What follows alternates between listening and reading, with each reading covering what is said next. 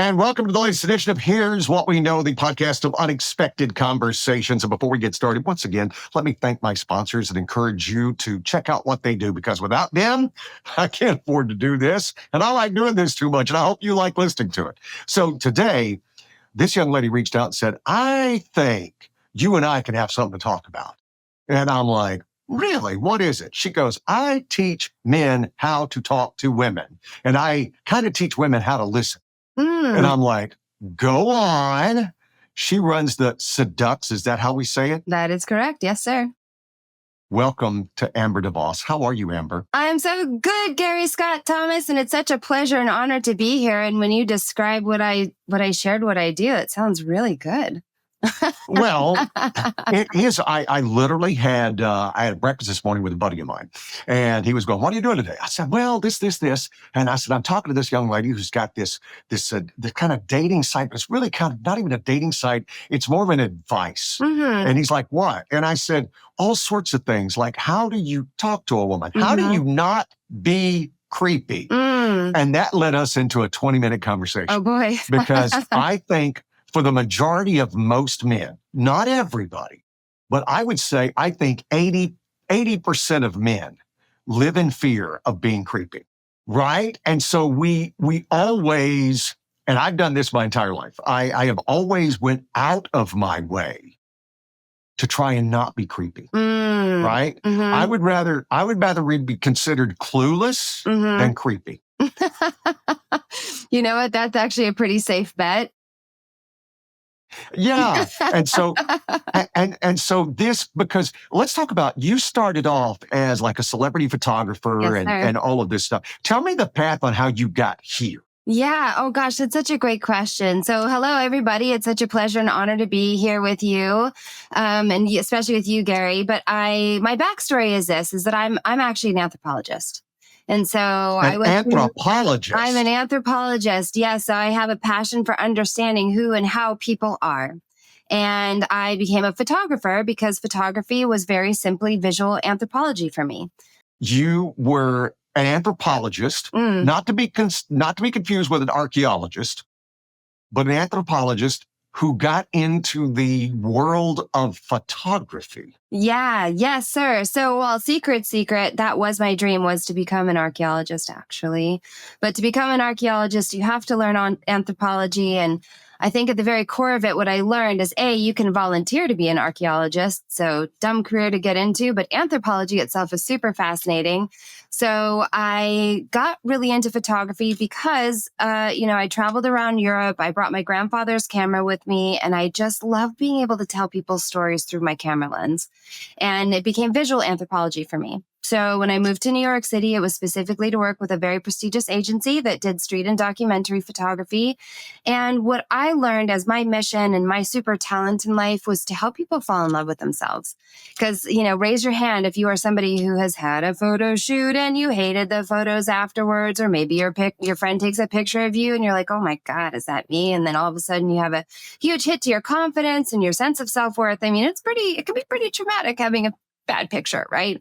So as a photographer, I really got that my talent was to have people in my studio in front of my camera, and I was able to give them pictures that helped them fall in love with themselves.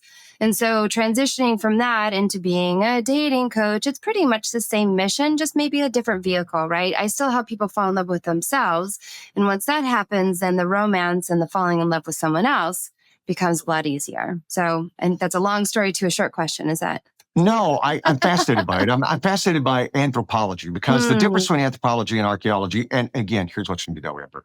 It never hurts my feelings for someone to tell me I'm wrong, because I'm never going to learn if somebody tells me if I'm wrong, right? If somebody doesn't tell me. Anthropology is the study of humans and how they interact with their society, and archaeology is the study of the past and the artifacts left behind. Yes. And we have to infer from that. Yes. Okay. Yes, that's Cool. very succinct way to put it. Yeah, and it's not dinosaurs. No. I actually have a great niece who's at Northwestern right now studying archaeology. Just to throw in a little extra side there.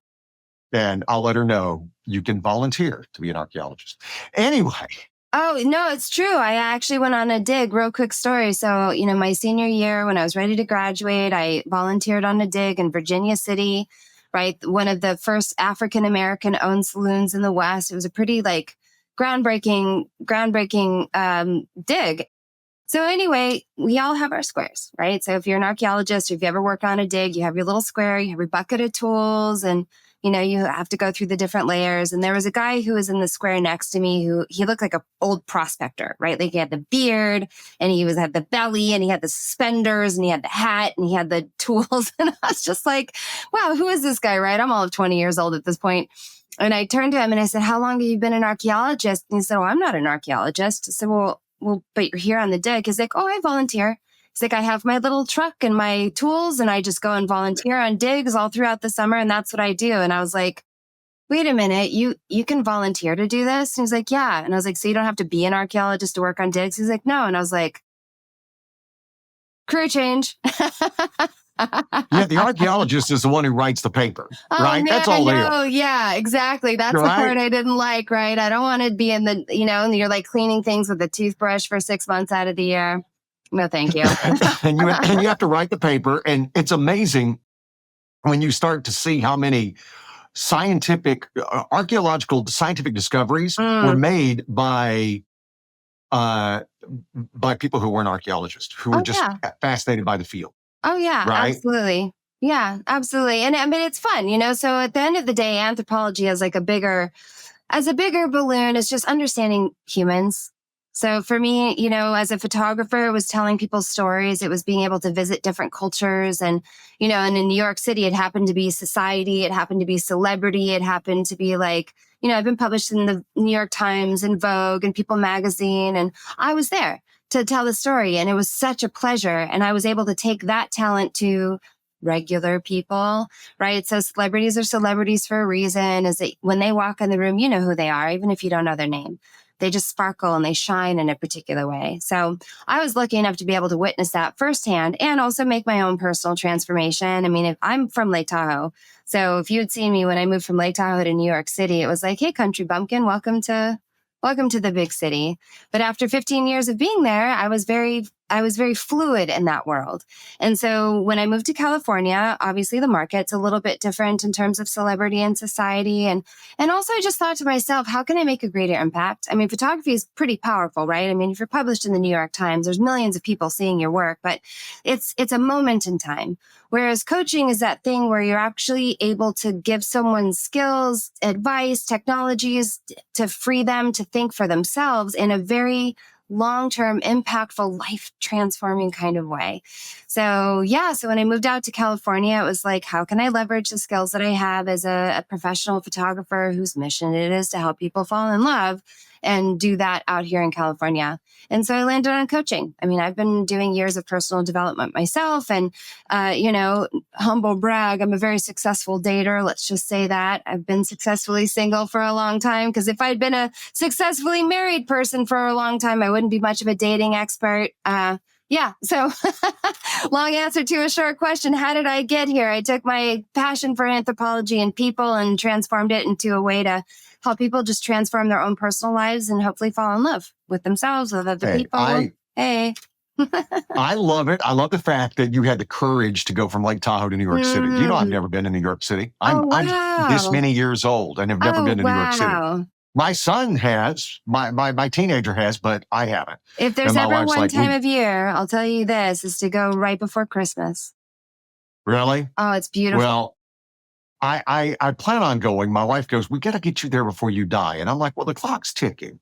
So we're, I'm at the age where I don't get the guarantee next year, right? But and I believe this is, I think CrossFit came because of photography, right? Yeah? I think half of gyms are filled with people because they don't like the way they look in pictures online. Yeah. That's just my supposition. Yeah. And I've got no data to back it up, but it's my opinion and there. Mm-hmm. But you see these people who really go and, hitting it hard. Mm-hmm. And I think because when you go to the gym, right? How many times do you see this in the mirror? Oh, yeah, sure. Got that phone out, getting that picture, getting that. Yeah. And I'm like, you're only here for that. Mm. It has nothing to do with, I feel great. Oh, What you do is, I look great. yeah. Yes. So it's interesting to have that dichotomy, and especially in the world of celebrity when it comes to Mm. dating, because the rules are different. Mm-hmm. If you're a big enough celebrity, you can be Billy Bob Thornton and you can date Angelina Jolie. Now, if Billy Bob Thornton, if you met him at the Jiffy Lube, Amber, do you think you'd go out with him? You know, if he was super charming and generous. Don't lie to me, girl. Don't lie I'm to me. being serious. I think this is, hold on. I think this is really important for fellas out there to understand. And ladies, sorry for giving away the secrets, is that us ladies are far more concerned with someone's personality, sense of humor, charm, generosity, quality of character than we are with looks. It's true. And when you see those statuesque women walking down the street with a guy who's all of 5'5" and maybe a bit portly, but she looks happy as a clam. Yes, there may be money involved, but at the end of the day, that's a woman who's being very well taken care of. So we ladies are far more concerned with that. I sit back and I concede that point to you, but I'll also sit back and say, again, you meet some of these guys, right? If Billy Joel was again working as a carpet cleaner and he meets Krista Brinkley, that doesn't happen. Yeah, because it's not about his looks. It's the power of celebrity, though. Well, it's the power of celebrity. It's and I say that as somebody, I remember going with my limited amount of fame. I can remember going into bars with buddies of mine, and I'm like, and they're good looking, and I'm like, we're on equal stature because the majority of people here, women here, know who I am. So even though you are fit as a fiddle and wearing a schmedium t-shirt, right? And you're looking great. You and I are on equal footing. And it shouldn't be. Because if you and I go to another city, another state, and we walk into a bar, I am smoked. Nobody sees me. They walk right through me. But because of the quote, quote, known factor, then life changes for that. So that's that. But I will be willing to succeed that, okay, yes, as long as you treat me nice, we'll go from there. But same thing goes for men. Same thing goes for men. I mean, there's people who would get a lot more attention from a awesomely beautiful man if they're known. And we've seen it over and over again. Oh, sure. Right? Because that adds to the cachet of who you are. Oh, sure. Yeah. So but it's a fascinating conjecture to go back and forth on that. I'm interested in going down with you on this is what are the big mistakes that you see that men make and women make? Yeah. Oh gosh, that's such a good question. And how much time do we have? Just kidding. Take your time. I'm just going to sit back and listen. Yeah, exactly. And all of you just get comfortable, make some popcorn. No, I would say the three things that I personally help people wrestle with is numero uno, self-doubt. Self-doubt, right? If you doubt yourself, there is not a person in the world who's going to step up to the plate and be like, let me fix that for you. Because it's in the name self, right? Like you have to take care of it yourself. So when somebody comes to me and they're wrestling with self-doubt, that's the first place we have to tackle, either gender. The second is inexperience, right? So there's some people out there who are dating who, have been successfully single and it's an inventory issue and they're ready to get into the relationship. They just haven't met the right person. Okay, great. I mean, I invite you to question your criteria and what strategies you're using. But at the end of the day, inexperience is something that people wrestle with in dating, right? Because for me, as a very successful celebrity and event photographer in New York City for 12 years, that means that I was talking literally to hundreds, if not thousands of people a week, right? And so it became an experience for me to be able to talk to anybody, to have a conversation with anyone. But if you had taken me back to the very beginning of my career, I could not have done that simply because of lack of experience. So I think sometimes people say, oh, I tried this one thing once and it didn't work out. My heart got broken. She dumped me. I got rejected and therefore I'm never going to try again. Well, hello, you don't get the results until you get the experience. So I invite people to say, okay, yeah, maybe I don't know what I'm doing, but you learn how to know what you're doing because you just do it. And yeah, you're going to fail. It happens. It's the magic of not giving up. And then the last thing that people wrestle with that I think can kind of skew their success, sadly, is loneliness. Very simply lonely. When we're lonely, and it's one of my favorite quotes, and it's kind of rough to hear, but it's really necessary, is that when we're hungry, we eat garbage. So when we go into dating because we're lonely and we're hungry and we're desperate, sometimes we will say yes to people that if we weren't in such dire straits, and I use quotation marks very liberally, is that we would not have chosen that person. So, among those three things, I think that kind of covers, that's like the big blanket over all the things that we struggle with in our single lives, right? Is tackling self-doubt. I'm not good enough. I'm not good looking enough. I'm not well known enough. I'm not tall enough. I'm not whatever enough, right? And then, that inexperience is like, I don't know what I'm doing. I don't know how to talk to women. I don't know how to understand what they want from me. Even ladies, I don't understand why men do the things that they do. And then being lonely, I mean, raise your hands, and I'm raising two right now for those of you who can't see me. When loneliness makes you make really bad decisions. Well, I'll tell you this. I was single for a long time, and I was sitting out in my backyard one day, sitting there in my pool with a glass of wine, a cigar, reading my Shakespeare book because I'm an English lit major, and I had my dogs on either side of it. I had a German Shepherd and a Lab. Aww. And it dawned on me that I said, I've been in every relationship I've ever been in has failed. Every single one. And the only thing that's in common is me. And we have a saying where I'm from Alabama.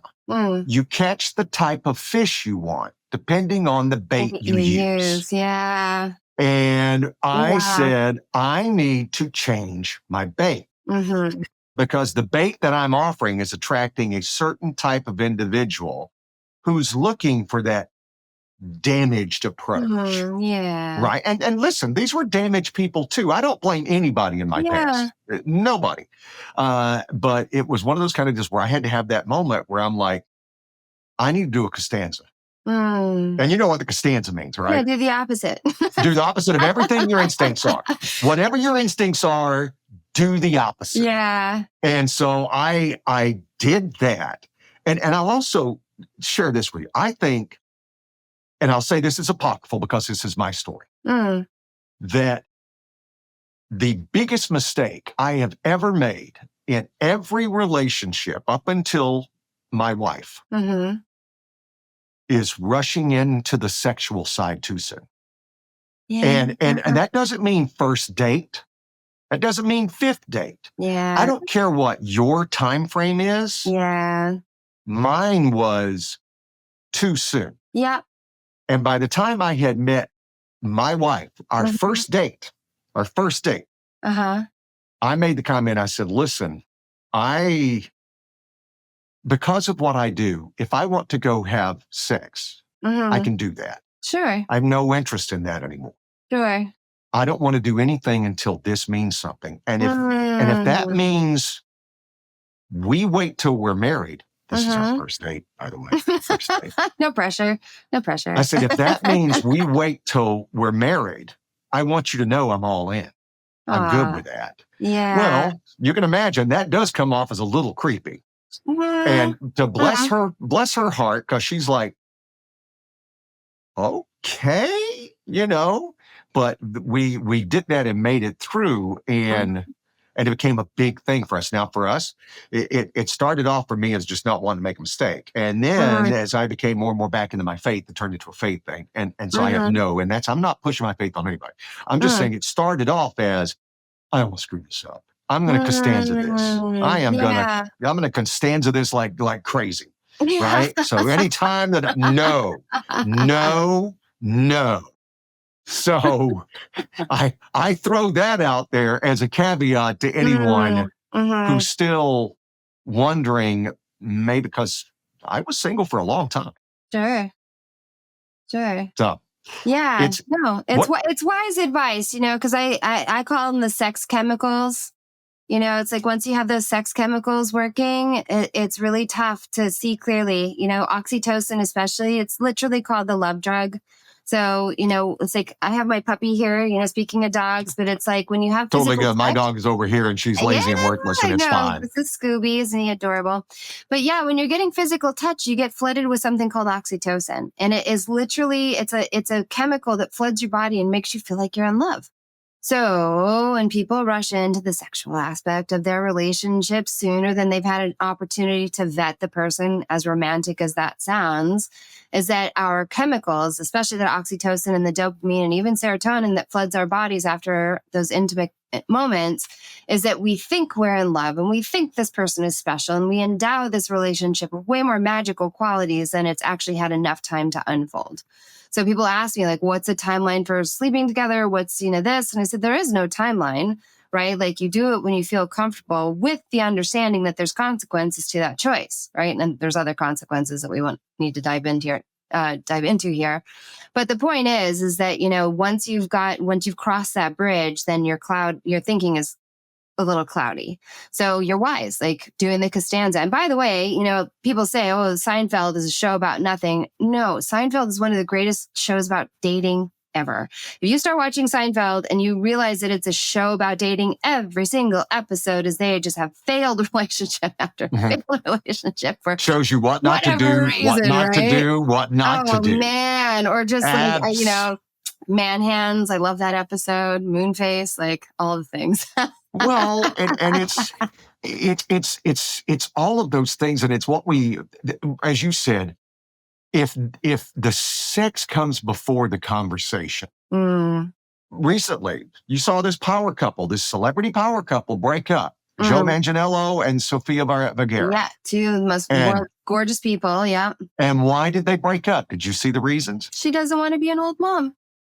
He wants to have children. Yeah. And she doesn't. And she already has a grown son. Yeah. My thing is how in the world did you not have that conversation before you got married? And if you did have that conversation, who lied or who didn't hear? Yeah. And when you say the word vet, and you said that like it was unromantic, no, hell, it's not. No, it's not. If you're going to go into it and either lie to your partner or lie to yourself, or if you're not willing to hear what they are trying to tell you, that is so unfair. And you got into well, she's famous and she's gorgeous and all my friends are going to go, look, you're with Sofia Vergara, or look at him, he's beautiful. Nobody will ever be with a more beautiful man. So I'm just going to ignore everything that's right there on the surface. Yeah. Well, or it's ignore, or my ego is telling me I'm powerful enough that I'm going to be able to change this person. Bingo, bingo, bango, bazinga right there, young lady. Now we're starting to get into the truth of the matter. Yes, sir. Is that people feel like my love is so powerful. Yeah. Right? Yeah. That our chemistry is so strong. It will make them bend what they are after. Yeah. And sorry, guys. Well, sorry, nobody wants to hear that. But, I like to say all of our cakes are baked, right? So when you date somebody who you see is what you get, there is no, if only they were this, if only they change this, if only this, if I spend enough time with this person, they're going to do this thing differently. Highly unlikely. Highly, highly unlikely. And it's not that we can't inspire people to be better versions of themselves. And when I say better versions of themselves, it's who they are already authentically, just next level versus wanting them to be somebody different. I'll tell you, the change that actually happens is after marriage. And the change that truly happens is when you have the honest conversation with yourself that that's who they are. And if I've got a problem with that, that's my problem. Yes, sir. So the change is always going to happen here. Yes, sir. So if you can change you, now the beautiful thing is if you have a loving and caring partner, they'll realize, wow, you met me halfway on that. And they will go out of their way to meet you halfway on something. But you aren't going to change anybody by changing them. The only way you're going to change them is when you change this. Yeah. When you change you. Yeah. And change your approach. Yeah. That's when things move forward. Yeah, and honestly, that's my job as a coach, right? So I'm dealing with people pre-relationship, but my mission is to give them the skills so that when they walk into that relationship, that they're already prepared to handle all of these things, right? So we have zero control over what happens to us because that's life, right? Things happen, but we do have 100% control over how we react to it. And so for a lot of people, that means taking responsibility. Stop playing the victim. And some people get really itchy when I say that to them. But when we play the victim, it means that it's external circumstances that I have no control over. If only they did this thing, I would have different results. And why is that such a dangerous place to be? I mean, it's great because you get sympathy and people care. Oh, I'm so sorry for you. It's so bad that happened for you. But it's very disempowering because then you're waiting for external things to work out for you. Guess what? It's never going to work out the way you want them to. Versus when you're willing to take responsibility, even if, other people are involved, it's just like, oh, I could have reacted differently. I could have chosen differently. And not in a shame, blame, coulda, woulda, shoulda on myself, but rather, what was the valuable lesson that I learned? How could I do things differently? If I don't like the results, if I don't like what happened to me, what could I do differently that's going to do something different next time? But in coaching, right, this is what we call blind spots. And so people who have the same pattern over and over again, they know they're the problem, but they keep doing the same thing over and over again. It's like, why? What am I doing wrong? And so that's where someone like myself steps in and goes, okay, kiddo, like when I put my hands here on either side of my head, I can't see them, but you, Gary, can see them very easily. Yes? Mm-hmm. Yeah. So that's that. It's like being willing to take responsibility for it and also being humble enough to know that you don't know all the answers. But wanting the answers is where you get true transformation. We're going to come back with more from Amber and Scooby. Zoinks! Yeah. Right. Sterling Oak Cabinetry has one goal: to build the cabinets of your dreams. They literally specialize in custom cabinetry. No cookie cutter, everything looks the same stuff that you find at the big box stores.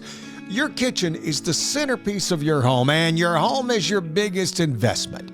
They can work with you or your designer to build just what you want with the materials and finish that you want. And because they're a brand new company, they'll be getting busier and busier. But if you order right now, they'll get your order to you in 6 to 8 weeks. In the world of cabinetry, that's blindingly fast.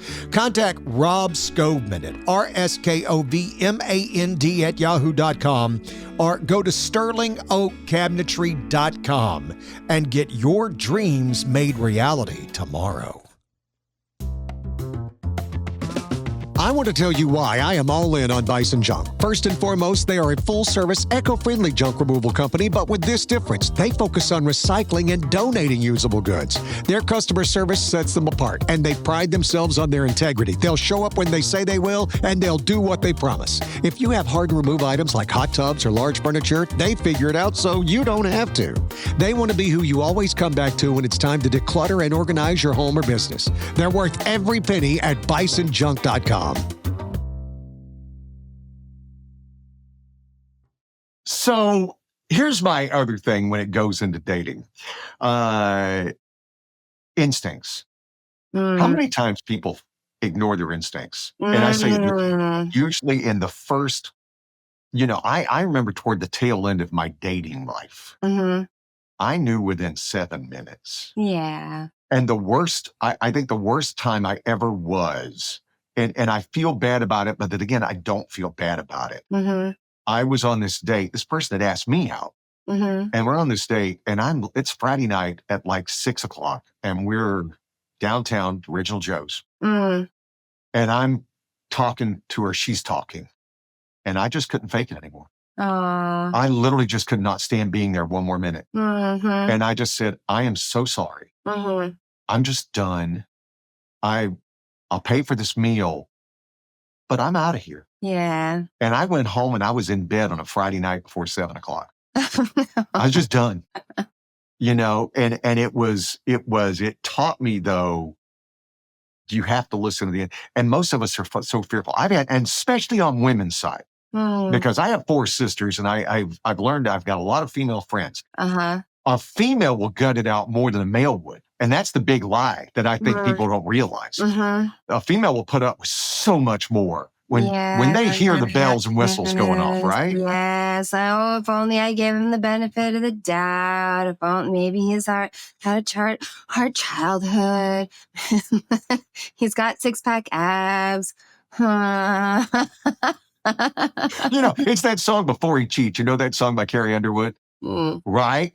Yeah. And she goes, maybe next time he'll think before he cheats. And my rejoinder is always, maybe you'll think next time before you go, yeah, well, I heard all about him and he was a bad boy, but I like bad boys. But Maybe you'll think. I'm special, and Yeah. I will change him. Maybe you'll think before you go with that guy that everybody in the world tried to tell you not to deal with. That's the taking responsibility part that's super uncomfortable. And that's a sign of emotional maturity, is when you can sit there and go, yep, he made some poor choices, but I kept him around. Yeah. Yeah. And that's when you're dealing in the coaching thing. And I think coaching has become such an interesting industry. And I say that as someone, because I think you're exactly right when you held up the blind spots. The thing of it is we don't know what we don't know. That's correct. And having someone go, have you thought of it this way? Yeah. Is an interesting dichotomy when you add it to the world of romance. Because we all think it should be magical. We all think you should look across the room and see it and go, oh my gosh. And the truth of it is, in my entire life, my sister, Judy, met my brother-in-law, Johnny, when he was 16 and she was 15. They got pregnant and got married. And up until his passing a couple of years ago, we're literally the happiest couple I've ever met. Yeah. I mean, it was the true soul match. Right? But it's rare. Yes. Very rare. Yes. But you have to talk people out of that. How much of your job is talking people out of that?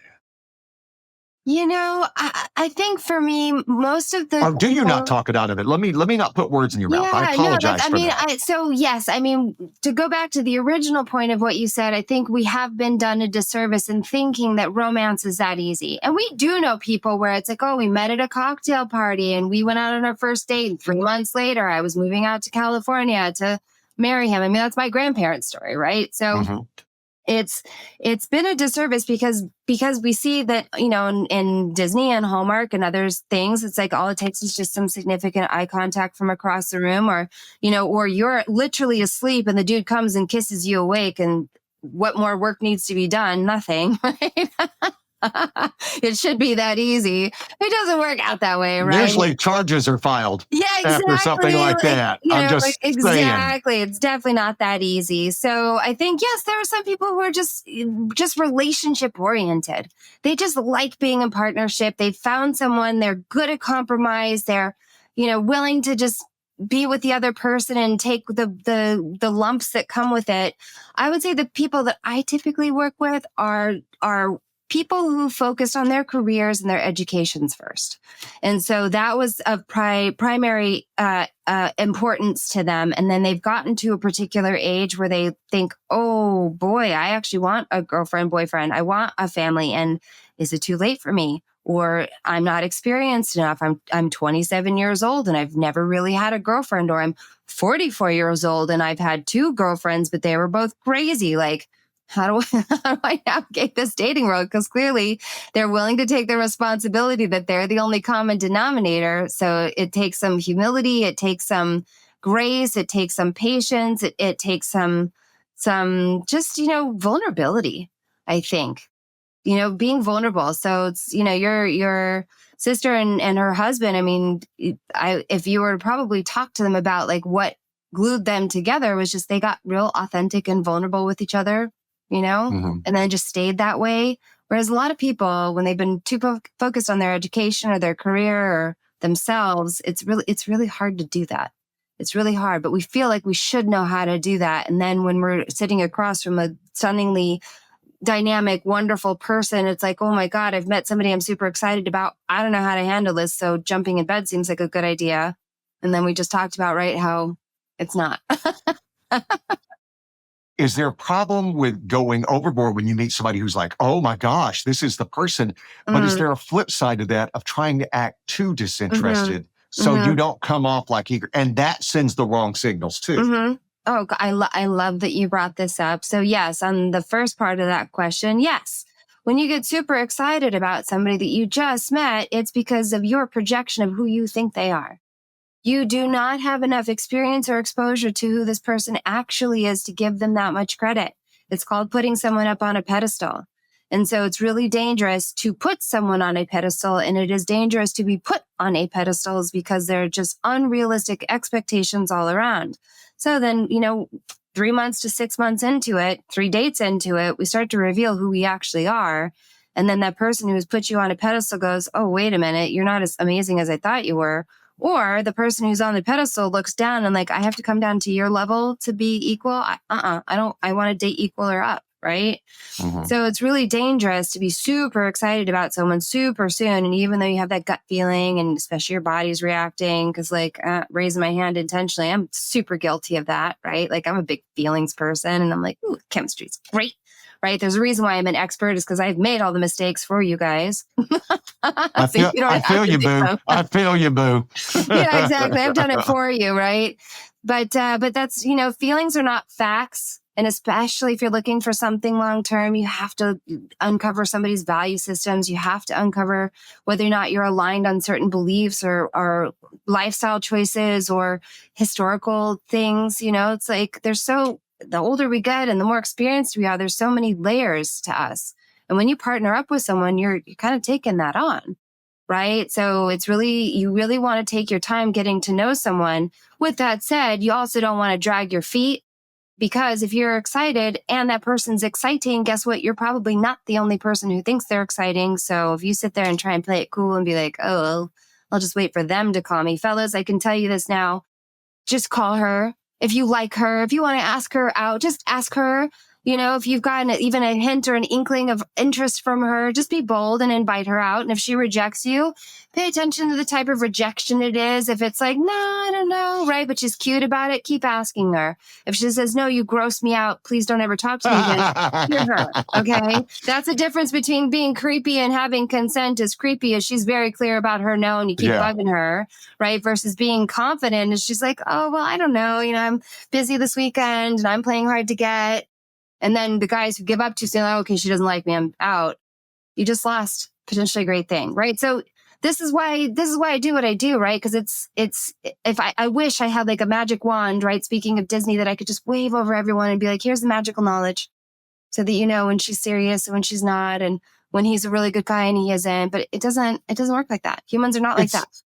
Have the rules changed? When I was dating, the rule was if you went out on a Friday night, you didn't call her Saturday morning, right? You try to call her Sunday afternoon, Monday morning. Those were the rules, right? And I had females tell me that was the rules. Sure. They were like, you don't call the next day. That's a little, you don't do that. And I'm like, so the day after, maybe, but if it's a Friday night date, you don't call till like Sunday after 5. Better if you just like send her, because this was before text messaging. I was going to say, like, what technology you are might you send using? her, you may call her at noon and go, hey, let me know if you have any time this week. Right. So, but is there still a time frame? Is that time frame still in effect? No, because with texting, it changes everything, doesn't it? With texting and everyone's on their phone always, right? So it's like if you send somebody a text and they take a day and a half to respond to you, it's not because they didn't get to their voicemail, like Seinfeld, right? Like I didn't hear my messages until Monday, right? So it doesn't work like that, right? And I think, in fact, so let me say this. The cadence that I like for a date, right, is a guy says, I want to take you out, not let's hang out. Like, what are you doing on Friday? I want to take you out. Be very intentional. Be bold. In this day and age, it works out in your favor. You guys go out, be the gentleman, open the door, pay for things, make sure she gets into her vehicle or home safe, whatever it is. And then it's on her to say thank you for a really wonderful evening. Now, of course, ladies, you should be saying this as he's paying for things, as he's taking care of things, because the two things that men, and you can correct me if I'm wrong, Gary, but the two things that men really need and want out of a relationship is acknowledgement and appreciation. Amen. Okay. Amen. Yeah. So it's up And to we'll her. run through walls for you.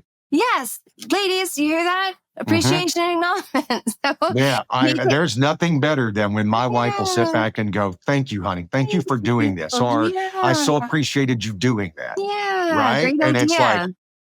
yes, I'm more than happy Yeah. to take anything Yeah. you need me to do. I'm Yes. going to do that. And Yes. I think that, and the other thing that I try to do, guys, Mm. if you truly want to win arguments, all right, this is what I've learned. Don't ever raise your voice, but listen.